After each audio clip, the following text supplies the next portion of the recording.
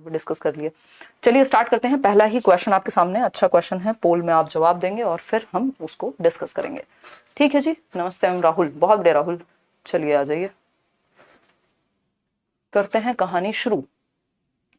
A option 43% लोग। NVS पे और कुछ डाउट्स आप लोगों के हैं तो वो मैं एक वीडियो बना दूंगी। कल भी मैं थोड़ी सी व्यस्त हूँ, परसों होपफुली बना दूंगी। अभी तो 2 से 22 जुलाई तक आपका फॉर्म फिलिंग जो है वो कंटिन्यू रहेगी ना, तो रिक्रूटमेंट में ऐसा गिवन है। फर्स्ट क्वेश्चन है, in order to promote and facilitate education, यानी समावेशी शिक्षा के को बढ़ावा देने, है ना, फैसिलिटेट, इंक्लूसिव एजुकेशन यहाँ लिखा होगा, लिखना चाहिए, टाइपिंग मिस्टेक है, ठीक है। यानी समावेशी शिक्षा मतलब सबको इंक्लूड करके शिक्षा देना। Which of the following set of measures have been proposed under right of persons with disabilities act 2016। Right of persons with disabilities act आज भी हम बैच में कर रहे थे, कई दिनों से चल रहा है ये, क्योंकि इसमें 21 डिसेबिलिटीज हैं, फिर उनको एक्सप्लेन करना, समझना चीजों को। तो समावेशी शिक्षा को बढ़ावा देना और सुसाध्य करने हेतु दिव्यांगजन अधिकार अधिनियम 2016, इससे पहले 1995 में एक पीडब्ल्यूडी एक्ट आया था जिसने रिप्लेस किया आरपीडब्ल्यूडी एक्ट, 2016 ने रिप्लेस कर दिया उसको। तो इंक्लूसिव एजुकेशन यानी एजुकेशन फॉर ऑल। आप लोग ए ऑप्शन 83%, कितने 53% लोग आंसर कर रहे हैं। तो चलिए पहले आंसर समझ लेते हैं, फिर उसके बाद कहानी समझेंगे। पहला ऑप्शन है, conduct survey of school going children in every 5 years, यानी विद्यालय जाने वाले बालकों का हर 5 वर्ष में सर्वेक्षण कराया जाए कि भाई वो कैसे सीख रहे हैं, सबको इंक्लूड किया जा रहा है या नहीं, सबकी नीड्स जो हैं वो फुलफिल हो रही हैं कि नहीं हो रही हैं, इंक्लूसिव एजुकेशन कामयाब हो भी पा रही है कि नहीं हो पा रही है। बिल्कुल सही बात है। Ensure uniform and standardised curriculum system for all. ये बात मैं इंडिविजुअल डिफरेंसेस के चैप्टर में भी डिस्कस करती हूँ कि यूनिफॉर्म इंस्ट्रक्शन, स्टैंडर्डाइज्ड इंस्ट्रक्शन, इसका मतलब होता है, यूनिफॉर्म का मतलब है एक रूप होना, यानी एक समान सभी के लिए इंस्ट्रक्शन या करिकुलम प्लान हो। ये प्रॉब्लम है, ये यूनिफॉर्म नहीं होना चाहिए, ये फ्लेक्सिबल होना चाहिए, ये डिफरेंशिएटेड होना चाहिए इंस्ट्रक्शन, ना कि यूनिफॉर्म। यूनिफॉर्म पहनने तक बहुत अच्छी बात है कि आप स्कूल में एक यूनिफॉर्म रखते हैं ताकि हर तबके का बच्चा जो है वो एक जैसा दिखे, या आपके जो भी डिफरेंसेस हैं वो स्कूल के बाहर रह जाएं, फिर आप एज एन इंडिविजुअल्स इक्वल्स की तरह आपको ट्रीट किया जाए स्कूल में। लेकिन जब बात यूनिफॉर्म में इंस्ट्रक्शन में आती है, यूनिफॉर्म इंस्ट्रक्शन की आती है, तो बात गड़बड़ हो जाती है। तो हमेशा याद रखिएगा, ये 2 वर्ड्स हैं जिनको दिमाग में बिठा लीजिए, क्योंकि कई लोगों को ये वर्ड्स देख के बड़ा अच्छा लगता है, वो इसी को आंसर लगा देते हैं। यूनिफॉर्म इंस्ट्रक्शन यानी एक रूप अनुदेशन। एक रूप अनुदेशन यानी एक जैसा अनुदेशन सभी के लिए। अब एक बच्चा है जिसको सुन के सीखना पसंद है, आप सबको देख के सिखा रहे हैं, तो कहां से मजा आएगा। तो एक रूप अनुदेशन यानी एक ही तरीका सबको पढ़ाने का, सबको एक डंडे से हाँक रहे हैं, तो वो नहीं करना होता। Don't beat everyone with the same stick, ठीक। तो यूनिफॉर्म इंस्ट्रक्शन। और दूसरा एक नेगेटिव वर्ड है आपका स्टैंडर्डाइज्ड करिकुलम। स्टैंडर्डाइज्ड करिकुलम, ये सुनने में अच्छे लगते हैं वर्ड, बट ये प्रैक्टिकली ठीक नहीं है। स्टैंडर्डाइज्ड करिकुलम यानी सभी के लिए एक जैसा करिकुलम, ठीक है।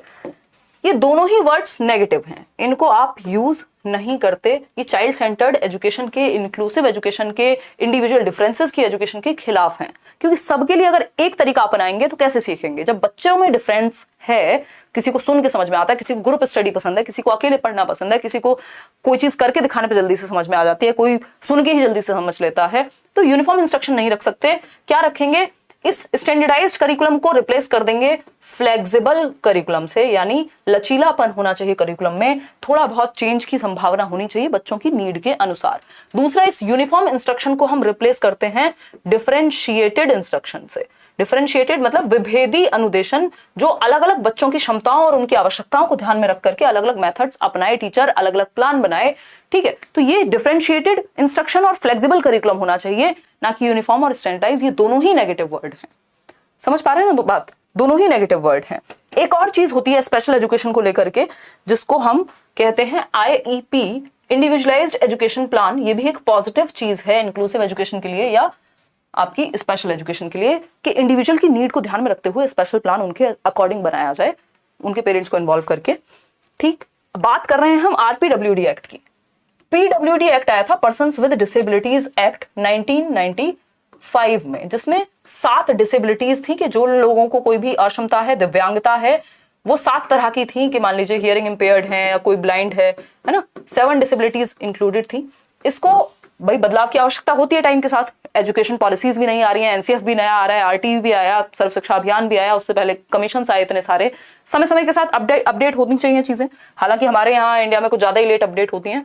तो आरपीडब्ल्यूडी एक्ट जमानों बाद आया 2016 में, और ये right of persons with disabilities act कहा गया इसको, यानी दिव्यांगजन अधिकार अधिनियम, यानी जिन लोगों को कोई भी डिसेबिलिटी है, चलने फिरने या कोई भी मेंटल डिसऑर्डर है, या फिर ड्वार्फिज्म अगर हम बात करें यानी बोनापन, या एसिड अटैक विक्टिम्स को भी इसमें शामिल किया गया है ना। ब्लड रिलेटेड कुछ जेनेटिक प्रॉब्लम्स हैं, थैलेसीमिया और आपका हीमोफीलिया, और भी कई सारी बहुत सारी समस्याएं हैं, हमने डिस्कस भी किया है आरपीडब्ल्यूडी एक्ट को प्रॉपर तरीके से, पुरानी वीडियो यूट्यूब पे भी मिल जाएगी आपको। तो आरपीडब्ल्यूडी एक्ट 2016 में टोटल 21 डिसेबिलिटीज हैं। कितनी? 21 दिव्यांगता है, और ये प्रावधान भी है कि आप इसमें नोटिफिकेशन लगा करके और भी डिसेबिलिटीज ऐड हो सकती हैं। तो पहले कितनी थी? 7 1995 में, आज कितनी है? 21, 14 नई डिसेबिलिटीज ऐड हुई हैं। अच्छा, इसमें कौन से लोगों को बेनिफिट मिल पाएगा? जिनको 40% या उससे ज्यादा, 40% या उससे अधिक दिव्यांगता है, डिसेबिलिटी है, उनके पास सर्टिफिकेट होगा, और उनको गवर्नमेंट जॉब में भी 4% का रिजर्वेशन है, और भी बहुत सारी एक्टिविटीज हैं, पब्लिक फ्रेंडली जगहों पे वो जा सकते हैं, हर जगह पे बहुत सारे प्रावधान आरपीडब्ल्यूडी एक्ट में किए गए हैं। कुल मिलाकर के बात क्लियर हो गई मेरे ख्याल में, कोई दिक्कत नहीं है। आते हैं, बढ़ते हैं आगे। अब हम बात कर रहे थे यहाँ पे, पहला ऑप्शन था कि सर्वे हो, बिल्कुल ठीक बात है। Uniform and standardised curriculum system, ये गड़बड़ है। अभी यही हमने बात की, यूनिफॉर्म और स्टैंडर्डाइज्ड की बजाय डिफरेंशिएटेड और फ्लेक्सिबल करिकुलम होना चाहिए, लचीला हो और विभेदी हो, एक रूप ना हो सबके लिए, ठीक, क्योंकि सारे बच्चे एक ढंग से नहीं सीखते। सी ऑप्शन है provide books, other learning materials and appropriate assistive devices. भाई आप जो भी इस तरह की बुक्स हो गई, या फिर लर्निंग मटेरियल्स हो गए, या असिस्टिव डिवाइसेस क्या हो सकते हैं? कोई बच्चा है जिसको हियरिंग इंपेयरमेंट है, तो उसको ऐसा डिवाइस दिया ताकि वो मशीन से सुन पाए। बिल्कुल सही बात है, टीचिंग लर्निंग मटेरियल यूज हो रहे हैं यहाँ पे, कोई दिक्कत नहीं है यहाँ पे। फिर आता है fourth option, use of appropriate augmentative and alternative modes of communication, यानी कि जो नए ऑगमेंटेटिव एस्पेक्ट्स आ रहे हैं, या नए नए जो डिवाइसेस बन रहे हैं, ऑल्टरनेटिव मोड्स ऑफ कम्युनिकेशन है, डिफरेंट वेज से आप अपनी बात को कम्युनिकेट कर सकते हैं। अगर हम बात करते हैं स्टीफन हॉकिंग की, तो वो आंखों के जो उनके वो था, उस सेंसर से वो लिखते थे। तो इस तरह के जो भी टूल्स हम जितने भी नए कर सकें यूज, तो ये तीनों बातें सही हैं बी को छोड़ करके। तो बी जहां पे है वो ऑप्शन तो अपने आप ही हट जाएगा, ठीक है। फर्स्ट, थर्ड और फोर्थ, सेकंड हट गया, तो सिर्फ सी ही ऑप्शन सही बचता है ना। अगर आप बाकी तीन को लेके कंफर्म भी नहीं थे, श्योर भी नहीं थे, और आपको पता था कि सेकंड गलत है, ये तो नहीं आएगा आंसर में, तो आप आंसर तक वैसे ही पहुंच जाते जहां पे बी था उसको एलिमिनेट करके। तो ये भी तरीका होता है आंसर करने का, ठीक है जी। आगे बढ़ेंगे, नेक्स्ट क्वेश्चन पे चलेंगे, है ना, नेक्स्ट क्वेश्चन पे चलेंगे। मैम व्लॉग की बात व्लॉग में करेंगे या संडे वार्ता को आ जाओ। तो C option is the right answer. आगे बढ़ेंगे नेक्स्ट क्वेश्चन पे। नेक्स्ट क्वेश्चन क्या है भाई?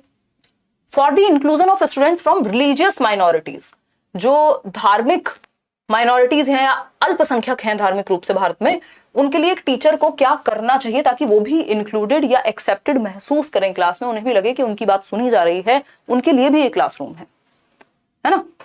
पहला ऑप्शन है emphasise more on the differences than sameness across religions, यानी सभी धर्मों में समानता की बजाय अंतर पर ज्यादा जोर दें। तो अगर आप अंतर पर ज्यादा जोर देंगे तो एक दूसरे का सर फोड़ने की कोशिश करेंगे कि हम अलग, हम इस चीज को नहीं मानते, हम ये नहीं करते, तो ये भी सही तरीका नहीं हुआ। यहाँ प्रेजेंट दी एग्जाम्पल्स, आपको यूनिटी इन डाइवर्सिटी की बात करनी है। Present the examples of harmony among members of different religions, यानी विभिन्न धर्मों के सदस्यों के बीच सद्भाव के उदाहरण प्रस्तुत करें कि देखिए ये गांव है, ये शहर है, ये जगह है जहां पर अलग अलग धर्म के लोग रहते हैं और बहुत ही प्यार से सुकून से रहते हैं, है ना। इतनी बात क्लियर है। Promote the biases about beliefs, अगर आप बायस आपने मान लिया है कि किसी जाति समुदाय के लोग ऐसे ही हैं, तो फिर ये और दंगे का कारण बनेगा।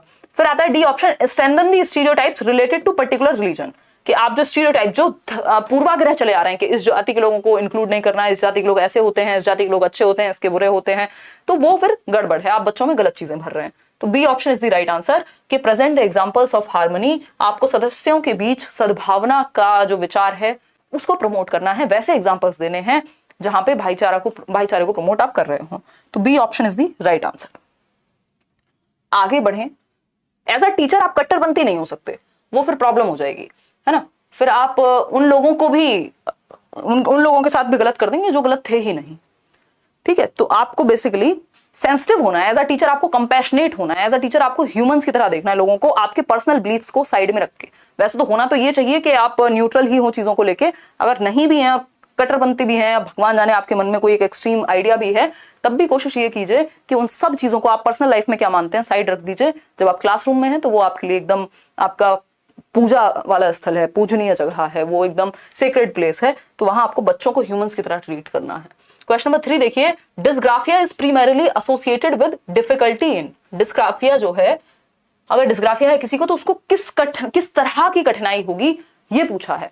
78% लोग सही आंसर दे रहे हैं, जो कि है डी ऑप्शन। आसान उत्तर है, रीडिंग नहीं, डिसलेक्सिया में होती है रीडिंग की समस्या। जो ईशान अवस्थी वाला एग्जांपल हम तारे जमीन पर कर लेते हैं वो डिसलेक्सिया का है।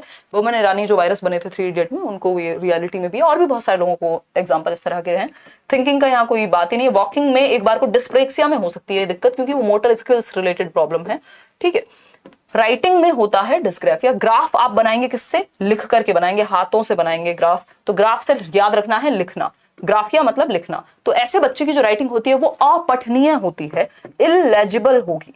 इलेजिबल होगी, लेजिबल का मतलब होता है पढ़ने योग्य, बट इलेजिबल, इल लग गया दैट मींस पढ़ने योग्य नहीं है, ठीक। तो आप पढ़ नहीं पाएंगे इस बच्चे की राइटिंग जिसको डिस्ग्राफिया होगा, उसने कुछ भी कीलम काटी किया हुआ होगा।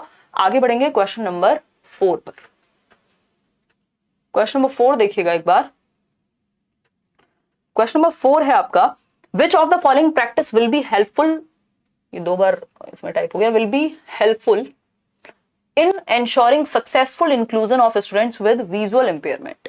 यानी कौन सी एक प्रैक्टिस जो है वो हेल्पफुल होगी यदि आपको उन बच्चों को इंक्लूड करना है जो दृष्टि बाधित हैं, जिनको देखने में समस्या है, उन बच्चों को क्लास में सिखाने के लिए आप क्या क्या करेंगे। तो पहला ऑप्शन है बुक्स विद स्मॉल प्रिंट, यानी जिनको देखने में समस्या उनको और छोटा लिखेंगे, बिल्कुल इतना इतना लिखेंगे। जो नॉर्मल बच्चे को नहीं देख पा रहा, जिसकी आईसाइट ठीक है, आप वो उस बच्चे को दिखा रहे हैं जिसको देखने में दिक्कत है, तो ये तो गलत तरीका है। Use of sign language by teacher and peers, sign language का आप यूज करेंगे, है ना। मतलब आप जिसको देखने में दिक्कत है तो हो सकता है ना उसको साइन लैंग्वेज को भी इस्तेमाल करने में दिक्कत हो, पर चलो फिर भी बाकी ऑप्शन, बेटर ऑप्शन देखते हैं। Use of tactile and embossed materials, ये बेस्ट है ना। कुछ हद तक ये शायद काम कर जाता, बट नहीं करेगा। बहुत सारे केसेस में जहां देखने में अत्यंत समस्या होगी वहां साइन लैंग्वेज भी काम नहीं कर पाएगी। अगर हम बात करते हैं यूज ऑफ टेक्टाइल, अब चाहे बच्चों को बिल्कुल भी दिखाई नहीं देता, यदि वो ब्लाइंड भी है तब भी टेक्टाइल मटेरियल, यानी जिसको टच किया जा सके, जिसको फील किया जा सके, है ना। कोई टेबल हो सकती है, कुछ और इस तरह का हो सकता है, ब्रेल लिपि हो सकती है। एम्बॉस्ड मटेरियल जो थोड़ा उभरा हुआ हो, जिसको वो टच करके समझ पाए। तो ये स्पर्शनीय और उभरी सामग्री का प्रयोग आप विजुअली इंपेयर्ड बच्चों के लिए करते हैं। ये बात आप बिल्कुल सही कह पा रहे हैं, सही उत्तर दे रहे हैं। रिटन इंस्ट्रक्शन बोर्ड पे, जब देखने में समस्या है तो बोर्ड पे आप जो लिख रहे हैं उसको देखने में भी समस्या ही होगी, तो ये आपने कोई अच्छा तरीका नहीं अपनाया। सी ऑप्शन ही एकमात्र सही उत्तर है। क्वेश्चन नंबर देखिएगा 5। क्वेश्चन नंबर है अपने पास 5, देखिए एक बार। In order to cater to the needs of students with high creativity, यानी उन बच्चों की आवश्यकताओं को पूरा करने के लिए जो कि हाईली क्रिएटिव हैं, जो कि उच्च रचनात्मकता रखते हैं, जो कि नया करने की क्षमता अपने अंदर रखते हैं, अ teacher should avoid activities which promote. Teacher को कौन सी एक्टिविटीज अवॉइड करनी चाहिए, टीचर को किन गतिविधियों से बचना चाहिए। कन्वर्जेंट थिंकिंग यानी अभिसारी सोच जिसको हम कहते हैं। क्यूरियोसिटी टू लर्न, भाई जिसको नया नया कुछ कुछ करने की नीड है या उसके अंदर एक एबिलिटी है कुछ नया करने की। क्रिएटिव मतलब कुछ नया, कुछ डिफरेंट करना, जिसमें आप डाइवर्जेंट थिंकिंग, अलग अलग दिशाओं में सोचते हैं। तो ऐसे बच्चे की तो क्यूरियोसिटी टू लर्न को आपको बढ़ावा देना है कि उसके अंदर हर चीज को आके लेके जिज्ञासा होगी, क्वेश्चंस आएंगे, कुछ नया ट्राई करेगा, फेल होगा, फिर कुछ नया ट्राई करेगा, दिशाओं में सोचेगा, तो ये तो अच्छी बात है। ओरिजिनलिटी इसी का कंपोनेंट होती है, एलिमेंट होती है कि विचारों की मौलिकता, कुछ नया सोचते हैं, कुछ मौलिक सोचते हैं, कॉपीड नहीं सोचते हैं। फिर आता है प्रॉब्लम सॉल्विंग स्किल्स, समस्या समाधान की क्षमताएं इनके अंदर होती है। अच्छा ये प्रॉब्लम है, इसको ऐसे सॉल्व करेंगे, है ना। तो प्रॉब्लम सॉल्व करने में भी कई बार बोला जाता है आवश्यकता ही आविष्कार की जननी है, तो प्रॉब्लम सॉल्व करने में कई बार नई चीज निकल के आती है, नई चीजों का आविष्कार होता है। कन्वर्जेंट थिंकिंग को आप अवॉइड करेंगे यदि आप क्रिएटिविटी को बढ़ावा दे रहे हैं। तो अभी सारी सोच का मतलब है सिकुड़ता हुआ, बस आप क्या कहेंगे, यस नो में आंसर दे दो, आप क्या कहेंगे, ट्रू फॉल्स में आंसर दे दो, आप क्या कहेंगे, ये 4 ऑप्शंस हैं इनमें से एक चूज कर दो। ये है कन्वर्जेंट थिंकिंग, सिकुड़ता हुआ। डाइवर्जेंट थिंकिंग क्या है, फैला हुआ एक तरह से। तो क्यूरियोसिटी, ओरिजिनलिटी, ये सब चीजें आपकी क्रिएटिविटी से जुड़ी हुई होती हैं। क्रिएटिविटी यानी रचनात्मकता के 4 एलिमेंट्स हैं, ये आपको बिल्कुल दिमाग में बैठ जाना चाहिए। 1 नंबर का क्वेश्चन आजकल लगभग सभी जगह आने लगा है क्रिएटिविटी से। 4 एलिमेंट्स हैं, FFOE, मैं आपको वर्बली बता देती हूँ। फ्लुएंसी यानी फ्लुएंटली इनके दिमाग में आइडियाज आते हैं एक के बाद एक के बाद एक। फ्लेक्सिबिलिटी यानी एक चीज काम नहीं की, लचीलापन होगा, दूसरी ट्राई करेंगे। ओरिजिनलिटी यानी मौलिकता, कुछ नया, कुछ डिफरेंट। इलैबोरेशन यानी उस चीज को फिर कहां कैसे प्रयोग किया जा सकता है, उसका पूरा डिटेल्स, ठीक है। डाइवर्जेंट थिंकर होते हैं क्रिएटिव बच्चे जितने भी होंगे वो दिशाओं में सोचेंगे। डाइवर्जेंट थिंकिंग और क्रिएटिव कन्वर्जेंट थिंकिंग आपकी दी है किसने, गिलफर्ड ने, JP गिलफर्ड। वो कहते हैं कि जो डाइवर्जेंट थिंकिंग है वो जुड़ी हुई है क्रिएटिविटी से, जो कन्वर्जेंट थिंकिंग है वो जुड़ी हुई है किससे, आपके इंटेलिजेंस से, बुद्धि से। क्योंकि जब आप 4 ऑप्शंस में से एक ऑप्शन चूज कर रहे हैं, दैट मींस कि आपने अपनी बुद्धि का प्रयोग किया है। जब आप कुछ नया सोच रहे हैं, दिशाओं में सोच रहे हैं, तब आपने क्रिएटिविटी यानी डाइवर्जेंट थिंकिंग का प्रयोग किया है। ठीक है, आगे बढ़ेंगे। A option is the right answer, क्योंकि अवॉइड पूछा था। क्वेश्चन नंबर 6 देखिएगा एक बार, क्वेश्चन नंबर 6 देखिएगा एक बार, ध्यान से पढ़िए और जवाब दीजिए पोल में।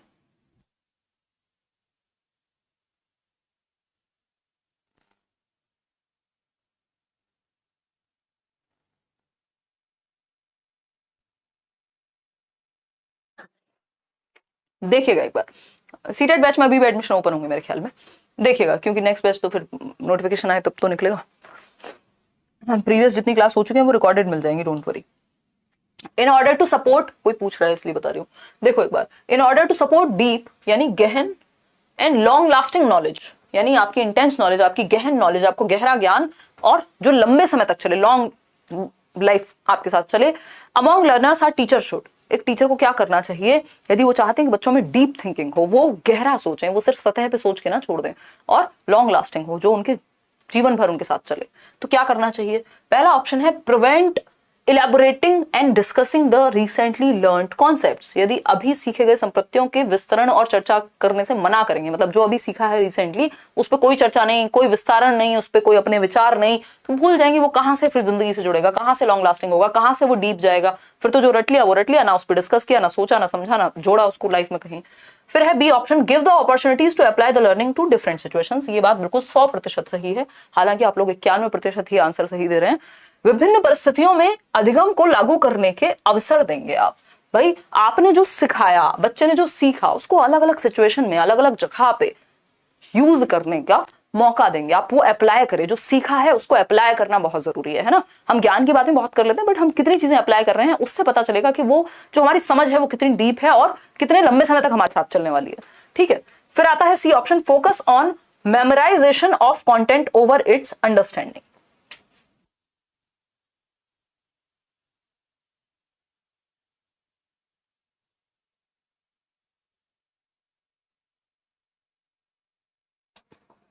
सी ऑप्शन है focus on memorisation of content over its understanding, यानी आप बच्चे को समझने की बजाय कंटेंट आप कह रहे हैं याद कर लो, तो इससे तो कोई डीप समझ तो बनने नहीं वाली, फिर तो वही होगा जो 3 इडियट्स में वो कौन था, चतुर रामलिंगम, है ना, वो बस कुछ भी रिपीट ही करेगा, फिर वो एक टेप रिकॉर्डर की तरह, अगर सिर्फ याद कराया है, अंडरस्टैंडिंग नहीं हुई है तो।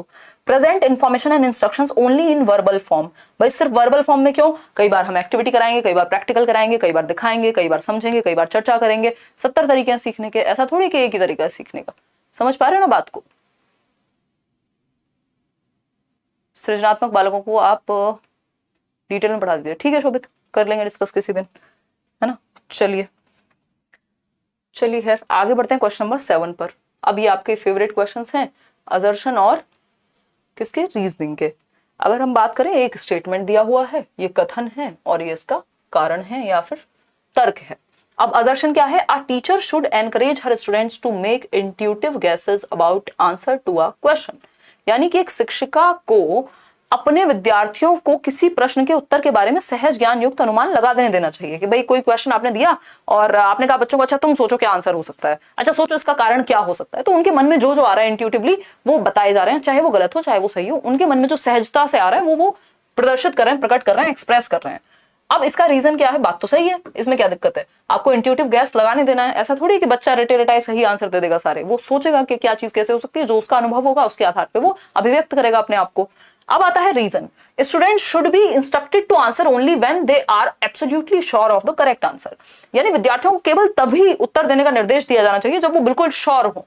तो ऐसे तो बच्चा हिचकेगा अपनी बात कहने से, झिझकेगा अपनी बात कहने से, वो एक्सप्रेस ही नहीं करेगा कि कहीं गलती से गलत हो गया तो दिक्कत हो जाएगी। जबकि सही उत्तर नहीं, यहाँ इंपॉर्टेंट ये है कि वो अपनी बात कहें, फिर उसको उस पर चर्चा हो, फिर सही उत्तर तक पहुंचा जाए, है ना। सिर्फ सही उत्तर बता देने से समझ पैदा नहीं होगी, सही उत्तर तक पहुंचना जरूरी है, ठीक है। तो ये तो बात फॉल्स है भाई, कि बच्चों को सिर्फ तभी उत्तर देना चाहिए जब उनको सही उत्तर पता हो, है ना। फिर तो बच्चों ने सोचना समझना तर्क करना सब छोड़ देंगे, फिर तो बस सही उत्तर याद कर लेंगे। तो ए तो सही है बट आर फॉल्स है। ए तो सही है बट आर फॉल्स है। आज इसमें आपने सही उत्तर दिए हैं, सी ऑप्शन 72% लोग कह पा रहे हैं, नहीं तो सिर्फ ए ही देते रहते हैं ज्यादातर लोग आंसर। क्वेश्चन नंबर 8 देखिएगा, क्वेश्चन नंबर 8 देखिएगा, अ teacher should plan activities which yield dash among learners, यानी एक शिक्षक को ऐसी गतिविधियों की योजना बनानी चाहिए जो शिक्षार्थियों के बीच डैश उत्पन्न करे, यानी किस तरह की एक्टिविटीज को आप प्लान करें अपने लेसन प्लान में, किस तरह की एक्टिविटीज को डालें, इंक्लूड करें जिनसे बच्चों में चिंता पैदा हो। तो आप क्या मतलब बच्चों को चिंता में डालने के लिए खड़े हुए हैं क्लासरूम में, बोर्डम यानी बोर ही हो जाए वो, तो फिर लर्निंग में मजा नहीं आएगा, सीखने में मजा नहीं आएगा। जिज्ञासा, क्यूरियोसिटी, हर चीज को लेके क्वेश्चनिंग, हाँ ये तो पॉजिटिव बात लग रही है। हतोत्साहन, डिस्करेज करेंगे आप बच्चों को, डिस्करेज करेंगे तो सीख लिया फिर तो उन्होंने, फिर तो वो सीखना चाहेंगे नहीं अगर डिस्करेज हैं तो। क्या होगा? क्यूरियोसिटी, जिज्ञासा। क्या होगा? जिज्ञासा। क्या आप जिज्ञासु कितने हैं, कितने क्यूरियस हैं आप, कितना जानना चाहते हैं, इस चीज को प्रमोट करना है। ऐसी एक्टिविटीज करानी है जिसमें बच्चों की क्यूरियोसिटी या जिज्ञासा बेहतर हो। आगे बढ़ेंगे क्वेश्चन नंबर 9 पर। Knowledge about how to do a particular task is called, यानी कि किसी विशेष कार्य को कैसे करना है इसके ज्ञान को डैश कहा जाता है। मतलब मान लीजिए आपको एक पंखा लगाना है, क्या लगाना है? पंखा लगाना है ना, पतंग उड़ानी है, क्या करना है? पतंग उड़ानी है, साइकिल चलानी है ना, साइकिल चलानी है, साइकिल है, साइकिल है, जो भी होता होगा, ठीक है,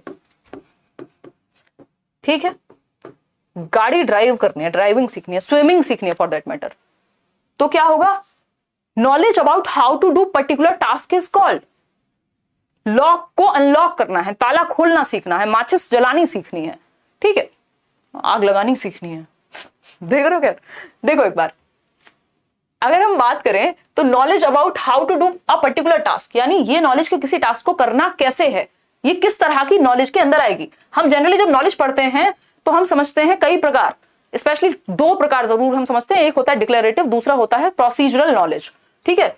अगर हम बात करें एसिमुलेटिव नॉलेज, जैसा यहाँ पे कुछ नहीं है कि जो आपने ऐड किया बस ये तो वही हो गया, अब आपके दिमाग में बहुत सारी चीजें होंगी, वो सब एसिमुलेटिव नॉलेज में है कि आपने बस ऐड की हुई है ब्रेन में अपने, कभी प्रैक्टिकली की नहीं की। यहाँ पे बात हो रही है जब आप प्रैक्टिकली किसी काम को करना सीख रहे हैं तो कौन सी नॉलेज का यूज होगा।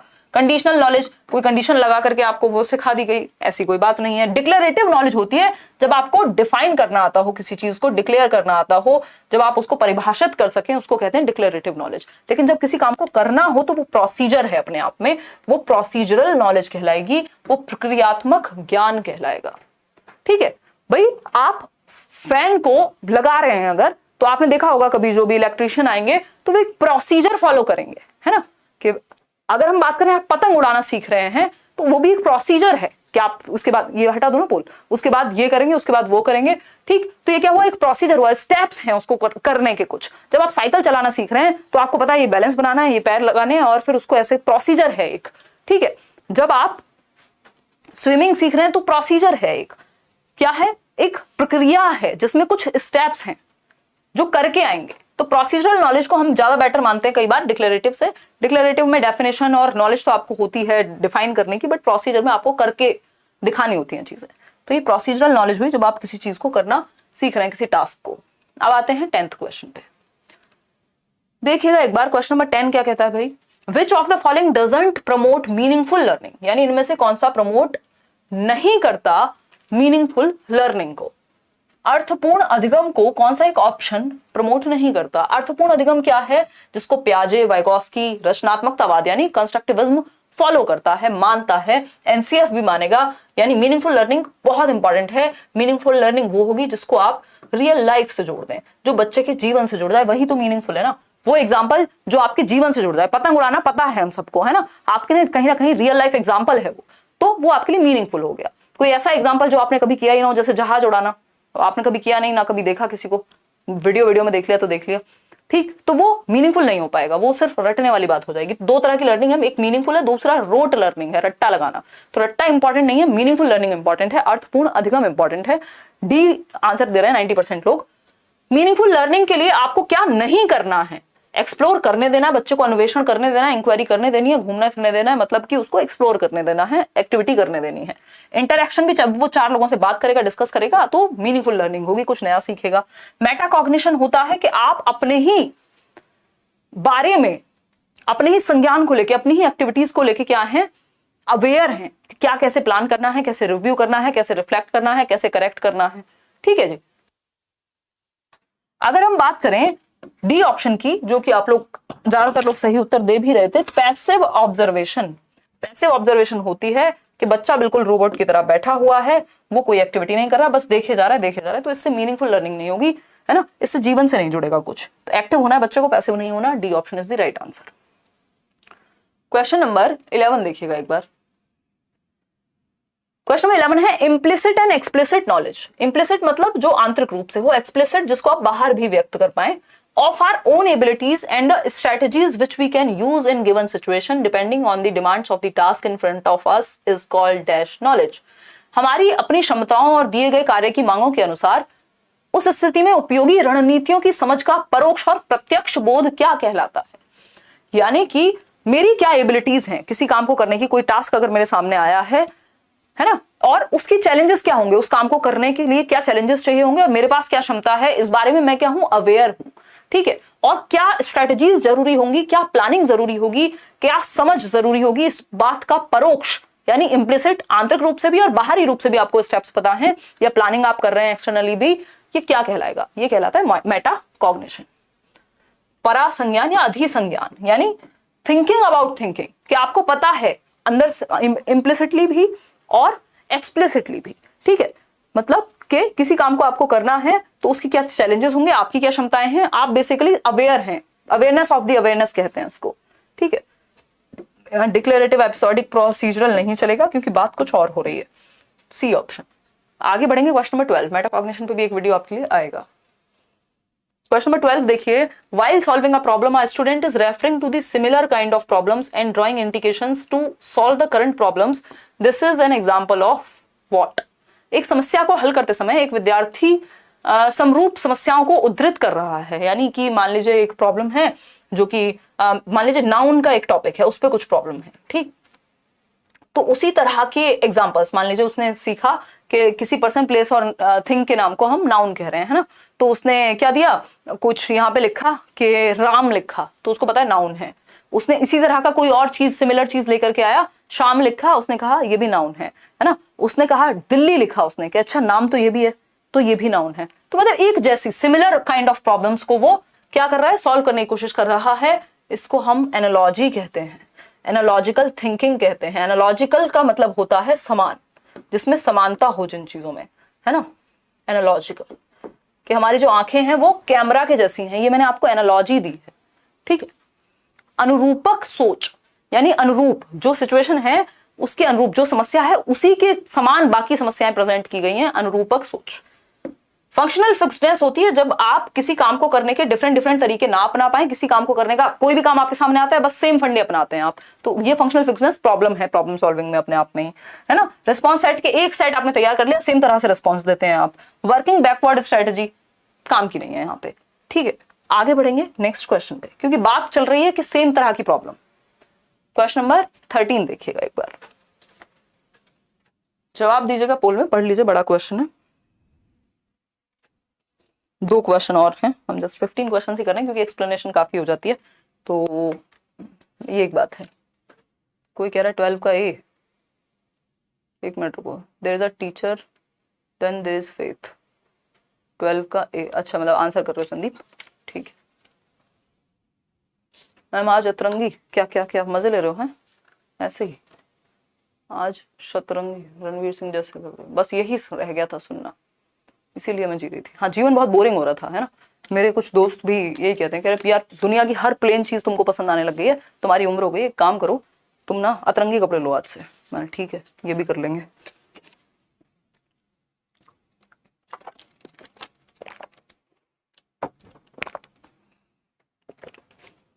पहले आप लोगों को फोटो शेयर किया करूंगी, फिर कुछ लिया करूंगी, ठीक है, मजाक करें। चलो आ जाओ फटाफट से। अगर हम बात करते हैं क्वेश्चन नंबर 13 की, जो कि आप आंसर कर रहे हैं 88% लोग, ए ऑप्शन। देखिए, during discussion on a scientific concept, एक वैज्ञानिक संप्रत्यय पे चर्चा हो रही थी। A teacher found that a few students have certain misconceptions. Teacher ने पाया कि कुछ बच्चों के दिमाग में ना कुछ मिसकॉन्सेप्शंस हैं, कुछ भ्रांतियां हैं, है ना, कुछ भ्रांतियां हैं। Related to that concept, what should the teacher do in such a scenario ऐसा हो सकता है कि कई बार साइंटिफिक टॉपिक्स को लेकर के, जैसे हम कई बार भ्रांतियां होती ही हैं, है ना, कि पीपल का पेड़ है भाई, कुछ प्रॉब्लम होगी, ये होगा वो होगा। साइंटिफिक रीजन क्या है भाई, ऑक्सीजन 24 घंटे एमिट करता है, और भी बहुत सारे रीजन हो सकते हैं। तो वो कहीं ना कहीं मिसकॉन्सेप्शन कुछ बन जाते हैं किसी एक साइंटिफिक पॉइंट पे। तो उन मिसकॉन्सेप्शंस को यदि पता है टीचर को कि किसी साइंटिफिक टॉपिक पे डिस्कशन हो रहा है और कुछ बच्चों की कुछ भ्रांतियां हैं, कुछ उन्होंने मिसकॉन्सेप्शन बनाए हुए हैं या ऑल्टरनेटिव कॉन्सेप्शंस बनाए हुए हैं, यानी वो रॉन्ग है, एक तरह से कुछ ना कुछ गड़बड़ है, तो इस केस में क्या किया जाए? पहला ऑप्शन है let students talk about the misconception and provide opportunities for discovering scientific logic. बहुत प्यारा आंसर, और आप लोग सही भी दे रहे हैं। 89% लोग, 88% लोग, बहुत बढ़िया। विद्यार्थियों को भ्रांतियों के बारे में बात करने दें, उनको चर्चा करने दें और वैज्ञानिक तर्क की खोज के अवसर दें कि वो साइंटिफिक बात तक पहुंच पाए। अगर आप बजाय कि उनको डायरेक्ट करेक्ट कर देने के, आप उनको चर्चा करने दो, ताकि एक बच्चा एक लॉजिक देगा, दूसरा बच्चा दूसरा लॉजिक देगा, फिर वो सही चीज तक पहुंचेंगे, कहीं ना कहीं वो साइंटिफिक थॉट तक पहुंचेंगे।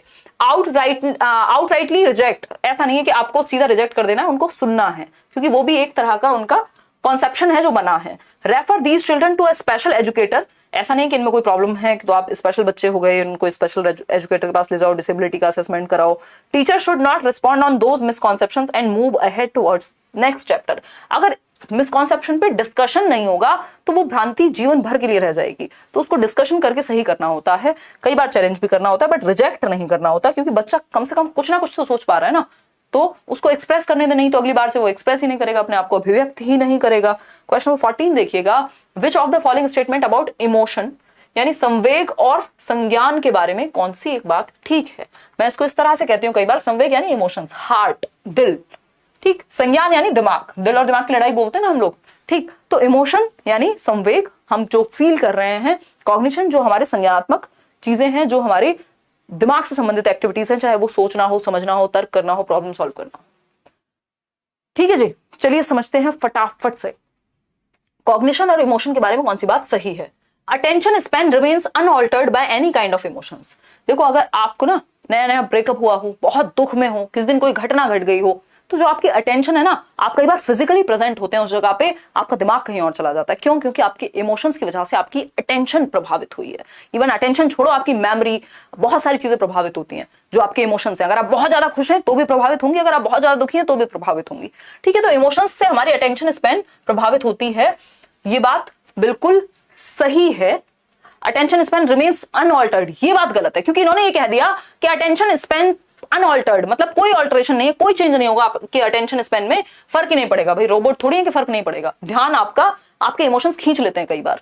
फिर आता है B option, emotions and logical thinking are independent of each other, यानी कि संवेग और तार्किक सोच एक दूसरे से स्वतंत्र हैं। ऐसा सिर्फ ज़ेज़ोंग के एक व्यक्ति हैं जो मानते हैं, बाकी कोई नहीं मानता कि जो इमोशंस हैं और लॉजिकल थिंकिंग है, यानी आपका संज्ञान, आपका दिमाग और आपका दिल बिल्कुल अलग हैं। कई बार दोनों एक दूसरे को प्रभावित करते हैं मोस्ट ऑफ द केसेस में। अगर आप ठीक महसूस नहीं कर रहे हैं तो हो सकता है जो चीज आपको आती होगी उसमें भी आप गड़बड़ कर दें। ठीक, फिर आता है emotions facilitate the encoding and retrieval of memories, यानी कि संवेग स्मृतियों के कूटलेखन और पुनर्प्राप्ति को सुसाध्य करते हैं। आप लोगों ने सबने गलत आंसर दिया है, 57% लोग बी ऑप्शन कह रहे हैं, जो कि गलत है ना। इसको समझिए ऐसे, कोई तो सही उत्तर दे रहा है मैग्नेट के साथ, मनीषा कह रही है 14 का सी। चलिए मनीषा, आपको एक लड्डू हमारी तरफ से। Emotions facilitate the encoding and retrieval of memories, ये बात सही है। फिर भी डी ऑप्शन चेक करेंगे, memory is not associated with positive और नेगेटिव इमोशंस, ऐसा नहीं है। जब आप स्मृति की बात करते हैं, आप आज से 4 साल पहले की भी कोई चीज सोचेंगे तो आपकी मेमोरी में किसी मतलब आपकी उस मेमोरी में जो आपने सोचा है, कोई ना कोई एक इमोशन अटैच होगा। या तो आपको किसी चीज को देख के अगर किसी की याद आ रही है, या तो आपको अच्छा महसूस होगा या खराब महसूस होगा, या कुछ तो आप महसूस करेंगे ना, है ना। मतलब ऐसा नहीं है, ऐसा कई बार हो सकता है कि आप न्यूट्रल रहें, बहुत ज्यादा महसूस ना करें, बट कुछ तो। ठीक, तो memory is not associated with positive और नेगेटिव इमोशंस। ऐसा नहीं है कि मेमोरी एसोसिएटेड नहीं है, अगर आप बुरा फील करते हैं तो कुछ बुरे मोमेंट्स रहे होंगे, वो मेमोरी से आ रहे हैं। ठीक, ऐसा भी नहीं है। तो emotions and logical thinking independent नहीं हो सकते। ये बात सही है कि emotions facilitate the encoding and retrieval of memories, यानी जो आपके इमोशंस हैं, जो आपके संवेग हैं, फियर, एंगर, लव और बहुत सारे इमोशंस हैं हमारे, जो आपके मैकडूगल हैं, वो कहते हैं कि 14 इंस्टिंक्ट होते हैं जिनसे जुड़े हुए 14 इमोशंस होते हैं, जो प्रवृत्तियां हैं आपकी उनसे जुड़े हुए संवेग होते हैं। ठीक, इंस्टिंक्ट थियरी है उनकी। Emotions facilitate the encoding and retrieval of memories, यानी मान लीजिए आप अच्छा महसूस कर रहे हैं तो आप किसी मेमोरी को क्या कर लेंगे, एनकोड कर लेंगे। एनकोड मतलब ऐड करना, एक तरह से आपके अंदर भर गई वो चीज, है ना। आपने वो जैसे कंप्यूटर में सॉफ्टवेयर में आप कुछ एनकोड कर रहे हैं वैसा आपने कर लिया उसको, है ना। क्योंकि आप जैसा भी महसूस कर रहे थे, आप किसी की बुरी बात नहीं भूल पाते, किसी की अच्छी बात नहीं भूल पाते, कुछ अच्छी मेमोरीज आपको याद रहती हैं, कुछ बुरी आपको याद रहती हैं। क्यों? क्योंकि कोई ना कोई एक इमोशन एसोसिएटेड है उससे, ठीक है। तो और फिर वो रिट्रीवल ऑफ मेमोरीज, जैसा आपने महसूस किया वो मेमोरीज आप क्या है, रिट्रीव कर पाएंगे। तो हम कह सकते हैं कि इमोशंस जो हैं वो संवेग स्मृतियों के कूट लेखन के, कैसे आप मेमोरीज को एनकोड करेंगे उसमें इमोशंस का रोल है कि आपने कैसा महसूस किया। वैसे ही आप मेमोरी को एक ही चीज, एक ही इंसिडेंट दो व्यक्तियों के लिए अलग अलग हो सकता है। क्यों? क्योंकि दोनों के इमोशंस अलग अलग होंगे, इसलिए उनकी दोनों की मेमोरी में अलग तरह से फीड हुआ होगा। तो एनकोडिंग को आप ये मान सकते हो कि फीड करना इमोशंस पे निर्भर करता है, इमोशंस से कहीं ना कहीं प्रभावित होता है। और जब आपको वो मेमोरी रिट्रीव करनी है, उसको वापस लाना है, याद करना है, तब भी कोई ना कोई इमोशंस जुड़ा हुआ होगा। तो दोनों ही चीजों में हेल्पफुल है, फैसिलिटेशन होता है इमोशंस का। क्वेश्चन नंबर 15 देखिए, आज के लिए आखिरी सवाल है। लाइक शेयर करना आप भूल जाते हैं और मैं भी कहना भूल जाती हूँ लास्ट तक। 4200 लोग देख रहे हैं और सिर्फ 2600 लोगों ने लाइक किया। Which of the following belief is likely to keep a student motivated for future attempt. यानी कि कौन सा एक बिलीफ, बिलीफ मतलब मानना, हमारा विश्वास एक, likely to keep a student motivated for future attempt. मान लीजिए आप आज फेल हो गए या पास भी हो गए, तो कौन सी एक चीज, कौन सा एक बिलीफ होगा इन चार ऑप्शंस में से जो आपको फ्यूचर में मोटिवेटेड रखेगा कि आप एफर्ट जारी रखें या आप रुके नहीं, है ना। आज इतने कम क्वेश्चंस, अंकिता को ज्यादा क्वेश्चंस चाहिए होते हैं। अंकिता आजकल थोड़ा एनर्जी का और थोड़ी सी बिजी चल रही हूँ, तो उस चक्कर में एक्सप्लेनेशन काफी लंबा चला जाता है, तो उस केस में हम थोड़ा सा कम कर रहे हैं क्वेश्चन, बट दैट्स ओके। 20 कर लेंगे, किसी दिन 20 करेंगे, किसी दिन 30 भी करेंगे, किसी दिन 15 भी करेंगे। सही है कामिनी, समझा दो संदीप को, शायद आपकी बात मान ले, हमारी तो मान नहीं रहे। देखिए एक बार अगर हम बात करें लास्ट क्वेश्चन आज के लिए कि कौन सा एक बिलीफ बच्चों को मोटिवेटेड रखेगा आगे फ्यूचर में कोई एक्टिविटी करने के लिए। ये शेर, चीते, बिल्ली, बंदर सब भेज दिया आपने आज की चैट में। चलिए पीयूष पढ़ लो, पढ़, कुछ नहीं रखा इन बातों में। देखिए अगर हम बात करें, I am not intelligent and effort won't make any difference to my ability. अगर ये बच्चा को ये बिलीफ रखता है, ये मानता है कि वो इंटेलिजेंट ही नहीं है, वो बुद्धिमान ही नहीं है और कुछ भी मेहनत करने से कुछ नहीं होगा क्योंकि उसमें बुद्धि नहीं है, तो इस केस में अगर किसी ने ऐसा मान लिया तो आगे मेहनत करेगा ही नहीं, क्योंकि उसने तो कह दिया मैं तो बुद्धिमान हूं ही नहीं। तो ये तो बिल्कुल गलत बिलीफ है आगे मोटिवेशन बनाए रखने के लिए। I am capable of doing given task if I put required effort in my attempts. यानी अगर मैं अपने प्रयत्न में आवश्यक प्रयास करता हूं, यानी जो नीडेड मेहनत है अगर वो मैं करता हूं या करती हूं किसी काम को करने में, तो मैं सफल हो जाऊंगी, मैं सक्षम हूं इस काम को करने में, मैं इस एग्जाम को निकालने में सक्षम हूं यदि मैं सही ढंग से, सही तरीके से एफर्ट पुट करूं, सही मेहनत करूं। अगर हम पहले ही ये मान लेंगे कि ये चीज हमसे होगी ही नहीं, तो बेशक हम उसको करें बट कर नहीं पाएंगे, ठीक है। तो ये जरूरी है कि ये वाला बिलीफ बेस्ट है किसी भी काम में मोटिवेटेड रहने के लिए कि भाई I am capable of doing this task, मैं ये कर सकता हूं और इसलिए बस मुझे सही मेहनत करने की जरूरत है ना, सही एफर्ट डालने की जरूरत है इस चीज में। आई एम अनलकी पर्सन, ये लकी और अनलकी का खेल से कुछ होने वाला नहीं है, क्योंकि आप वो करेंगे जो आपके कंट्रोल में है ना। मतलब लकी और अनलकी सोच के आप मेहनत करना बंद कर दें तो फिर तो 100% कुछ नहीं होना। I lack the ability to do well in science and it is beyond my control to change it. यानी इस विज्ञान में तो मेरा क्षमता ही नहीं है, मेरी तो क्षमता की बात नहीं है, इंटरेस्ट आप अगर बना रहे हैं तो क्षमता भी हो जाएगी। मतलब ये पॉजिटिव बिलीफ नहीं है बच्चों को मोटिवेटेड रखने में। B option is the right answer. अगर मैं अपने प्रयत्न में आवश्यक प्रयास करता हूं, यदि मैं नीडेड मेहनत करता हूं या करती हूं सही दिशा में, तो I have the capability to do this particular task. ठीक है, इतनी बात क्लियर है आज।